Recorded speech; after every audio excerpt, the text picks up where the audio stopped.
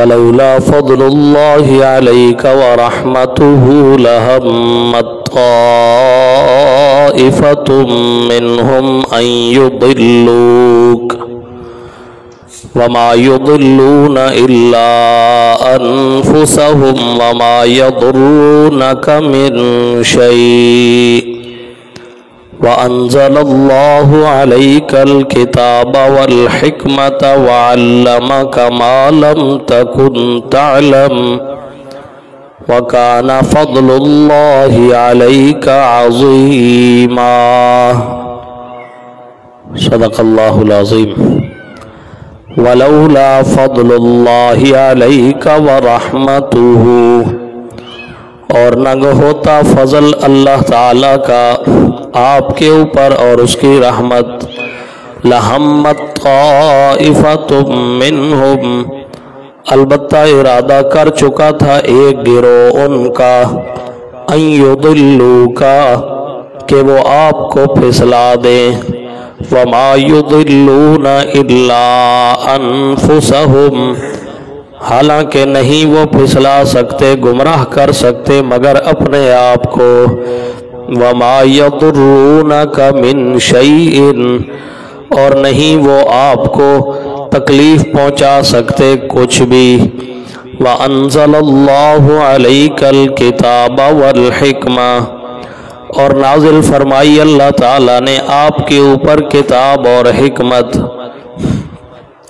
وَعَلَّمَكَ مَا لَمْ تَكُنْ تَعْلَمْ اور آپ کو سکھلا دیا وہ کچھ جو آپ نہیں جانتے تھے وَكَانَ فَضْلُ اللَّهِ عَلَيْكَ عَظِيمًا اور ہے فضل اللہ تعالیٰ کا آپ کے اوپر بہت بڑا۔ اس آیت میں 3 مسائل بیان کیے گئے ہیں۔ سب سے پہلی بات یہ ہے کہ اگر اللہ تعالیٰ کا فضل آپ کے اوپر نہ ہوتا تو ایک گروہ آپ کو گمراہ کرنے کا ارادہ کر چکا تھا، آپ سے غلط فیصلہ کرا دیتا۔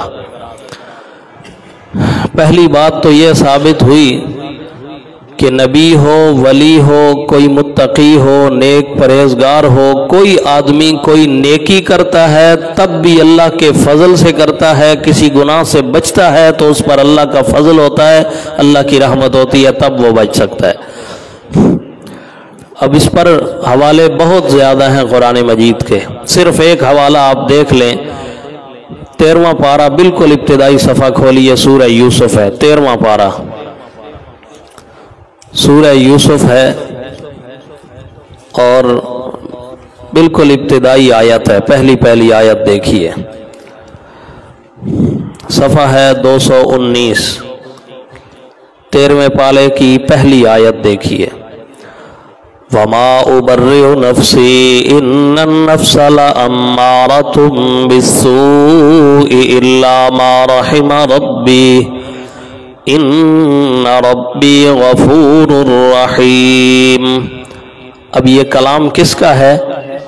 اس سے زیادہ تر رائے محققین کی یہ ہے کہ حضرت یوسف نے یہ جملہ فرمایا تھا، وما ابرئ نفسی، اور نہیں ہے بری میرا نفس، کیونکہ ان النفس لامارۃ بالسوء، بے شک نفس تو البتہ ابھارتا ہے برائیوں کے اوپر، الا ما رحم ربی، مگر وہ کہ جس پر رحم کر دے میرا پروردگار۔ یعنی انسان کا نفس تو انسان کو گناہوں پہ اکساتا ہے، ابھارتا ہے، برانگیختہ کرتا ہے، ہاں جس پر اللہ رحم کر دے وہ بچ سکتا ہے گناہوں سے۔ تو ایک قول یہ ہے کہ یہ زلیخا نے بات کہی، دوسرا یہ ہے کہ حضرت یوسف علیہ السلام نے بات کہی، لیکن الا ما رحم ربی میں جو پیار چھپا ہوا ہے نا، اس سے محسوس ہوتا ہے یہ پیغمبر کا ہی کلام ہے۔ فرمایا نفس امارہ جو ہے انسان کا، یہ تو انسان کو گناہوں پہ ابھارتا ہے، بچتا وہی ہے جس پر اللہ رحم کر دیتا ہے۔ ان ربی غفور الرحیم، اور میرا رب بڑا بخشنے والا رحم کرنے والا ہے۔ تو کیا ثابت ہوا کہ بندہ گناہوں سے بچتا ہے تو اللہ کے رحمت سے، اس کے فضل سے بچتا ہے، اپنے اندر بندے میں طاقت نہیں ہے کوئی۔ کیونکہ اختیارات کلی کا مالک صرف اللہ ہے۔ اسی لیے یہاں فرمایا وَلَوْلَا فَضْلُ اللَّهِ عَلَيْكَ وَرَحْمَتُهُ، میرا پیغمبر اللہ کا فضل اور اللہ کی رحمت آپ پر نہ ہوتی تو لَهَمَّتْ طَائِفَةٌ مِّنْهُمْ، منافقین کا ایک گروہ تو پکا ارادہ کر چکا تھا آپ سے غلط فیصلہ کرا دیتے۔ وہ غلط فیصلہ کون سا؟ پچھلے رکوع میں جو آپ پڑھتے آ رہے ہیں کہ ایک جھوٹے آدمی نے سچے مسلمان کے اوپر چوری کی تہمت لگا دی تھی، چوری خود کی اور پھر اس ڈال دیا دوسرے آدمی کے اوپر، ہاں جی، تو اس کا ہاتھ کٹوانا چاہتا تھا، وہ رسول اللہ سے یہ غلط فیصلہ کروانا چاہتا تھا، تو اللہ تعالیٰ نے اپنے رحمت سے، اپنے فضل سے وحی کے ذریعے نبی علیہ السلام کو بتا دیا کہ یہ غلط بیانی کر رہے ہیں، دروغ گوئی سے کام لے رہے ہیں، جھوٹ بول رہے ہیں، لہٰذا نبی علیہ السلام غلط فیصلہ کرنے سے محفوظ ہو گئے، آپ نے نہیں کیا۔ دوسری بات فرمایا وَمَا يُضِلُّونَ إِلَّا أَنفُسَهُمْ وَمَا يَضُرُّونَكَ مِنْ شَيْءٍ، میرا پیغمبر جو آپ کے خلاف تدبیریں کر رہے ہیں نا، وہ آپ کا کوئی کچھ نہیں بگاڑ سکتے، آپ کو کوئی تکلیف نہیں دے سکتے، در حقیقت وہ اپنے لیے ہی جو ہے وہ کنواں کھود رہے ہیں، خود اس میں گریں گے۔ عربی میں ایک محاورہ ہے کہ من حفر بیرا لغیرہ وقع فیہ، جو کسی کے لیے کوئی بری تدبیر کرتا ہے نا، کنواں کھودتا ہے کہ وہ اس میں گرے، وہ گرے نہ گرے، جو کھودنے والا ہے خود اس میں ضرور گر جاتا ہے۔ یہ اتھینٹک بات ہے، پرفیکٹ ہے، بالکل آپ تجربہ کر لیں۔ دنیاوی معاملات میں بھی جو کسی کو دھوکہ دینے کی کوشش کرتا ہے نا، اگلے کو دھوکہ ہو نہ ہو، جو دھوکہ کرنے والا ہے اس کے ساتھ ضرور ہاتھ ہو جاتا ہے، کیونکہ اللہ تعالیٰ بے انصاف نہیں ہے، اللہ تعالیٰ انصاف پر مبنی فیصلے کرتا ہے۔ تو فرمایا وَمَا يُضِلُّونَ إِلَّا أَنفُسَهُمْ وَمَا يَضُرُّونَكَ مِنْ شَيْءٍ، میرا پیغمبر آپ کا کچھ نہیں بگاڑ سکتے۔ اچھا، جو دوسرا اہم مسئلہ اس آیت میں بیان ہوا وہ کیا؟ دوسرا جملہ اس کا دیکھیے لَهَمَّتْ طَائِفَةٌ مِّنْهُمْ أَن يُضِلُّوكَ، منافقین کا ایک گروہ پکا ارادہ کر چکا تھا کہ آپ سے غلط فیصلہ کرا دیں۔ تو میں نے اس پر 3 آیات اکٹھی کی ہیں، وہ آپ کو حوالہ دکھانا ہے، پھر بات آگے چلاتے ہیں اختصار کے ساتھ۔ عنوان اس کا کیا ہے کہ مشرک کیا چاہتا ہے، کافر کیا چاہتا ہے۔ کافروں کی چاہت کا اللہ تعالیٰ نے قرآن مجید کی مختلف آیات میں تذکرہ کیا ہے۔ مشرک کی چاہت کیا ہے، یہودی کی چاہت کیا ہے، منافقین کی چاہت کیا ہے، وہ کیا کروانا چاہتے ہیں۔ اب پہلا حوالہ دیکھیے، یہ ایک صفحہ الٹی ہے، پیچھے آ جائیے، صرف ایک صفحہ، یہ صفحہ 87 دیکھیے، صفحہ 87 کے اوپر جو ابتدا میں آیت ہے، تیسری سطر دیکھیے، صفحہ 87 کی تیسری سطر، بس میں نے وہ حوالہ دکھانا ہے۔ فرمایا وَدَّ الَّذِينَ كَفَرُوا، مل گیا، وَدَّ الَّذِينَ كَفَرُوا، چاہت رکھتے ہیں وہ لوگ جنہوں نے کفر کیا، لَوْ تَغْفُلُونَ عَنْ أَسْلِحَتِكُمْ وَأَمْتِعَتِكُمْ، کاش کہ تم غافل ہو جاؤ اپنے اسلحے سے اور اپنے ساز و سامان سے، فَيَمِيلُونَ عَلَيْكُمْ مَيْلَةً وَاحِدَةً، سو وہ ٹوٹ پڑیں آپ کے اوپر ایک ہی حملے میں، ایک ہی، یہ چاہت ہے ان کی۔ یہ چونکہ آیت میں تذکرہ ہو رہا ہے صلاۃ الخوف کا، تو اللہ نے ان کی چاہت ذکر کی ہے۔ کافروں کی چاہت کیا ہے کہ وہ تو یہ اس انتظار میں بیٹھے ہوئے ہیں کہ کب آپ اپنے اسلحے سے تھوڑے سے غافل ہو جاؤ، تھوڑے سی آپ اپنے ساز و سامان سے دور ہو، وہ پلٹ کے تمہارے اوپر حملہ کریں اور تمہیں شہید کر دیں۔ ان کی چاہت یہ ہے تمہیں مارنے کی، اور اللہ کی چاہت ہے تمہیں بچانے کی، تو اللہ کی چاہت غالب آ جاتی ہے۔ سورۃ البقرہ کھولیے جی، سورۃ البقرہ کی آیت نمبر 105، اس میں بھی کافروں کی چاہت کا ذکر ہے، وہ کیا چاہتے ہیں۔ آیت نمبر 105، صفحہ نمبر 16 ہے، صفحہ نمبر 16، آیت نمبر 105۔ اس میں بھی کافروں کو काफिरों की और मुशरिकीन की चाहत बयान की गई है। वो क्या चाहते हैं? फरमाया मा यवद्दुल्लज़ीना कफ़रू मिन अहलिल किताबि वलल मुशरिकीना अन युनज़्ज़ला अलैकुम मिन खैरिम मिर रब्बिकुम वल्लाहु यख्तस्सु बिरहमतिही मन यशा वल्लाहु ज़ुल फ़ज़्लिल अज़ीम। कुरान ते कुर्बान जाइए, कोई शायद छड़ी नहीं अल्लाह ताला ने। मा यवद्दुल्लज़ीना कफ़रू मिन अहलिल किताब, नहीं चाहते वो लोग जिन्होंने कुफर किया अहले किताब में से, वलल मुशरिकीन, और न मुशरिकों में से कोई चाहता है। क्या नहीं चाहते? अन युनज़्ज़ला अलैकुम मिन खैरिम मिर रब्बिकुम, कि उतारी जाए तुम्हारे ऊपर कोई खैर तुम्हारे रब की तरफ से। मुशरिक कब चाहता है कुरान नाजिल हो? यहूदी कब चाहते हैं, ईसाई कब चाहते हैं कि अल्लाह का हुक्म नाजिल हो, कुरान नाजिल हो? ये कुरान को पसंद नहीं करते। आज कुछ यहूदी नुमा मुसलमान वो भी यही चाहते हैं दरसे कुरान ना हो। यहूदी नुमा मुसलमान, मुसलमान इसलिए कह रहा हूं कि कलमा पढ़ते हैं, कलमा गो मुसलमान जिनको हम कहते हैं, तो ये यहूदी नुमा ही है ना, कि चाहते हैं मसाजिद में दरसे कुरान ना हो।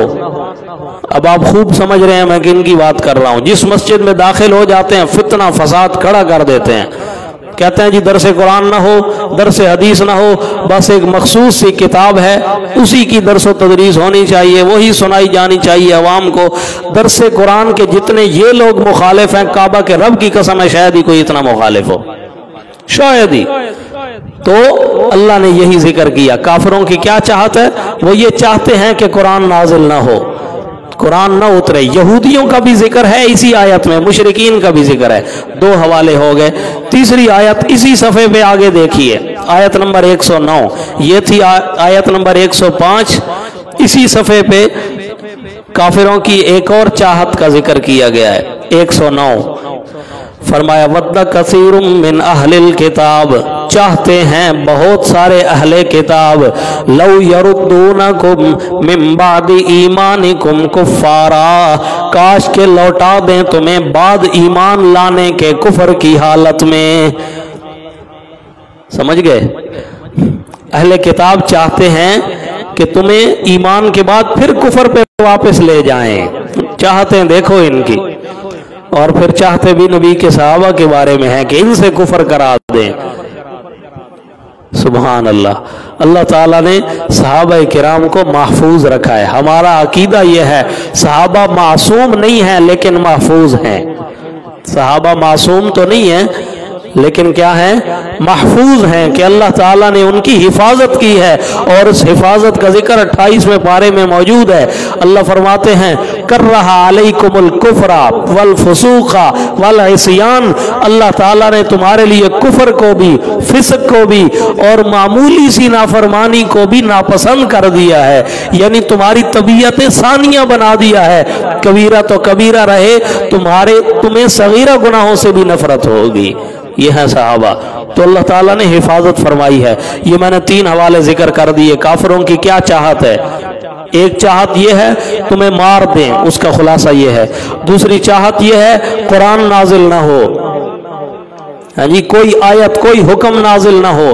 तीसरी चाहत ये है कि वो तुम्हें कुफर पर लौटा दें। ये पूरा उन्वान एक बन सकता है, जो सोशल मीडिया के जरिए भी दोस्त सुनेंगे उनका भी फायदा हो जाएगा।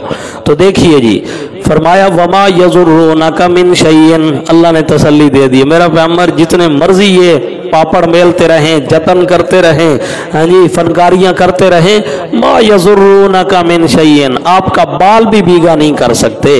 व अंज़लल्लाहु अलैकल किताब वल हिकमा, और उतारा अल्लाह ताला ने आपके ऊपर किताब को और हिकमत को। व अल्लमका मा लम तकुन तालम, और अल्लाह ने सिखला दिया आपको वो कुछ जो आप नहीं जानते थे। इससे यार लोगों ने साबित किया इल्म गैब। ओ जी, अल्लाह ने बता दिया जो आप नहीं जानते थे, लिहाजा नबी आलिमुल गैब है। इसी आयत से गलत तौर पे इस्तेदलाल करते हैं। हालांकि आप सियाको सबाक में देखें, एक वाकया चल रहा है। वाकया क्या हुआ? एक आदमी ने चोरी की, डाल दी किसी और के ऊपर, उसका हाथ कटवाना चाहता था। तो अल्लाह ताला ने फरमाया अल्लमा का मालम तकुन तालम, मेरा पैगंबर आपको इस वाकये का इल्म नहीं था। ये खास वाकया ایک تو یہ اگر کہا جائے ما عموم کے لیے آتی ہے، واقعتاً نور الانوار میں بھی ہے، اصول کی کتابوں میں لکھا ہے ما عموم کے لیے آتی ہے، جو کچھ آپ نہیں جانتے تھے ہم نے سکھلا دیا ہے۔ علم غیب تو پھر بھی ثابت نہیں ہوتا، کیونکہ علم غیب کا مطلب ہوتا ہے بغیر کسی کے بتانے کے، بغیر اسباب کے استعمال کیے جو علم آ جائے اس کو کہتے ہیں علم الغیب۔ لیکن یہ جو نبی کو بتایا گیا، نبی کے کان استعمال ہوئے ہیں، کان والا حاسہ، کسی چیز کو دیکھ کے نبی نے علم حاصل کیا، کسی کو سونگ کے، کسی کو چک کے، کسی کو ہاتھوں سے ٹٹول کے، لہٰذا جو اسباب کے ذریعے علم آتا ہے اس کو علم غیب نہیں کہا جاتا، اس کو علم بالغیب کہا جاتا ہے، اخبار الغیب کہا جاتا ہے، انباء الغیب کہا جاتا ہے، اطلاع علی الغیب کہا جاتا ہے۔ صفحہ 6 ہے، جال حق ہے، مفتی احمد یار نعیمی لکھنے والا ہے، بریلوی مکتب فکر کا ہے، انہوں نے خود لکھا ہے علم غیب کی بحث کرتے ہوئے جو کسی کے بتانے سے علم ہوتا ہے اس کو علم غیب نہیں کہتے، جو کسی کے بتانے سے حاصل ہو اس کو علم غیب نہیں کہا جاتا۔ یہ مولویوں نے خواہ مخواہ کے جھوٹے جھگڑے بنائے ہوئے ہیں، اللہ کی صفات بڑی بے دردی سے غیر اللہ میں تقسیم کی ہیں انہوں نے، ان کو حیا بھی نہیں آئی، اسی لیے اللہ تعالیٰ قرآن مجید میں شکوہ کرتے ہوئے مختلف مقامات پہ اللہ فرماتے ہیں ما قدر اللہ حق قدرہ، ان بدبختوں نے جس طرح اللہ کی قدر کرنی تھی اس طرح کی نہیں ہے۔